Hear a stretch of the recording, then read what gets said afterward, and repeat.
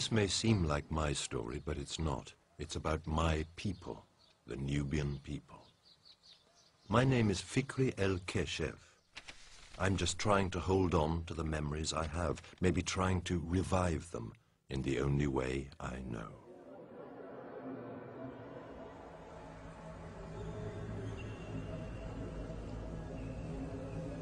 In 1952, the monarchy was overthrown, and Gamal Abdel Nasser, with his military regime, took over. One of his greatest projects was to build the Aswan Dam in order to provide electricity for the entire country into the 20th century. The largest man-made lake in the world was created, and everything south of it flooded. The Egyptians called it Lake Nasser, the Sudanese Lake Nubia. 46 villages were moved to Komombo, 46 Nubian villages. 100,000 people transferred to a land that was no longer on the Nile. It was the end of Nubia.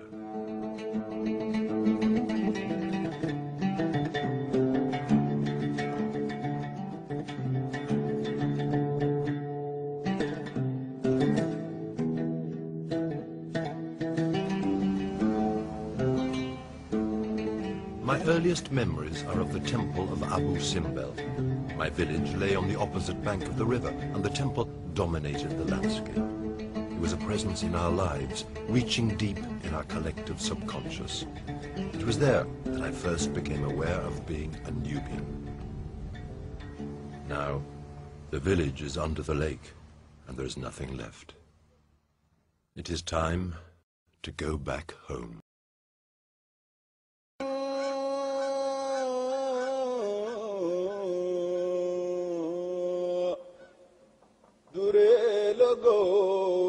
Gashade wenga to daris kella min jadene dure logo wenga gashade wenga to daris kella min jadene dure logo wenga gashade wenga to daris kella min jadene dure logo wenga gashade wenga to daris kella min jadene dure logo wenga gashade wenga to في مقولة بتقول إن رمسيس لما حب يعمل معبد جميلة لنفرتاري زوجته اختار المنطقة اللي فيها النهارده معبد أبو سمبل.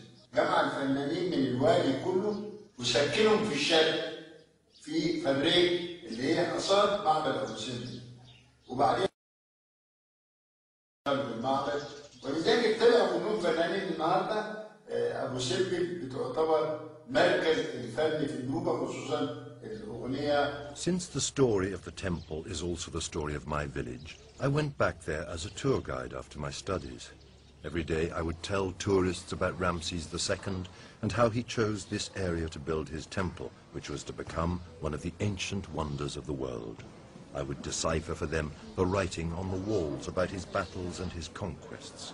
In a way today, I feel like I am fulfilling my mission, recounting the saga of my people. So maybe it is here that I should start.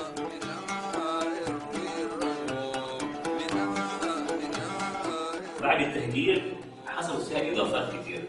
قبل التهجير كانت الحياة في منتهى البساطة وعايشين حياة رومانسية جميلة، أشجار ونخيل وعصافير وسواقي.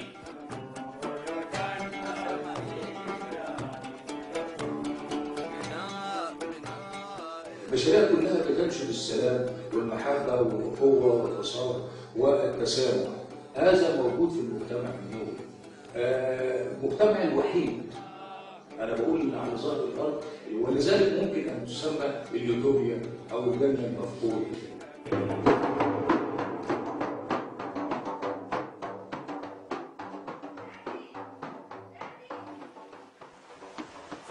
I was 9 years old when they forced us to. My land was lost forever. So I traveled the world searching for a haven to fill the emptiness I felt. But as the years went by, I realized I was losing ground. I needed to return. I sometimes wish that I belonged to the generations that never knew about our exodus, either dying before it happened or born years later. But I was born in this one, and feel that I have a responsibility to preserve our memories and our culture. I owe it to my family, to my ancestors, and to our children.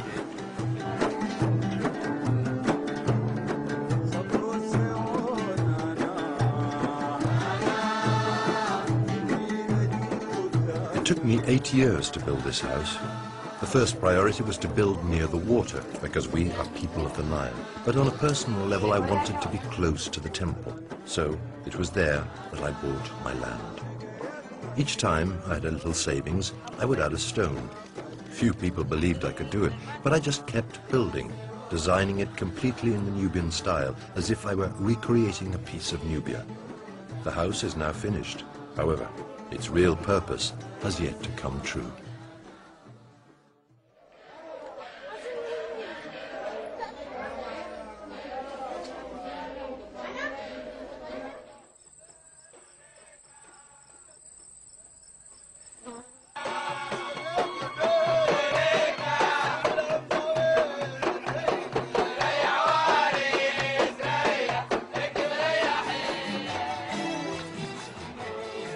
Looking at these people tonight and how they got together during the preparations, I am glad I persisted.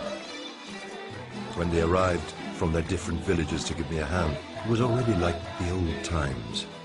Whenever there was any big occasion, people used to come from all over to help. This revival of our traditions was what I was aiming for.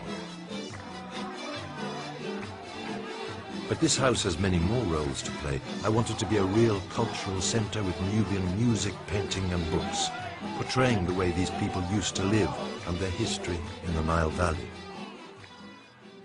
It's not just about one night or one great party.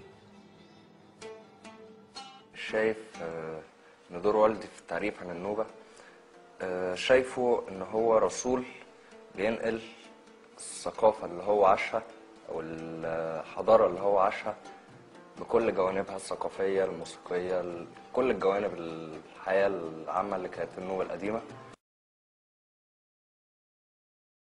هنستلمها منه وهنطلعها للجيل اللي بعدينا كمان.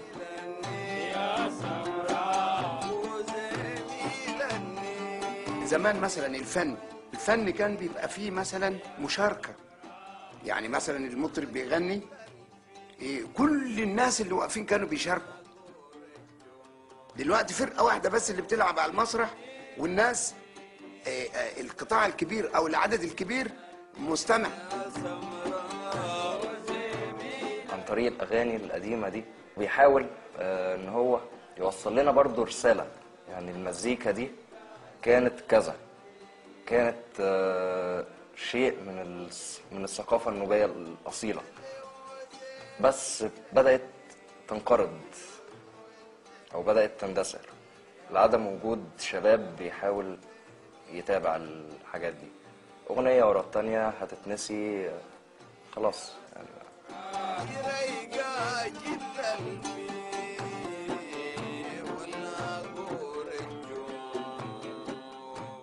النوبة حياة بالنسبة لي أو حضارة.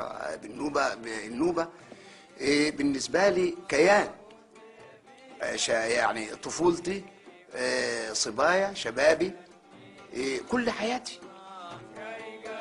عشان أنا أجي أتجاوب مع المجتمع اللي بره أو المجتمع اللي رحنا فيه من الصعب.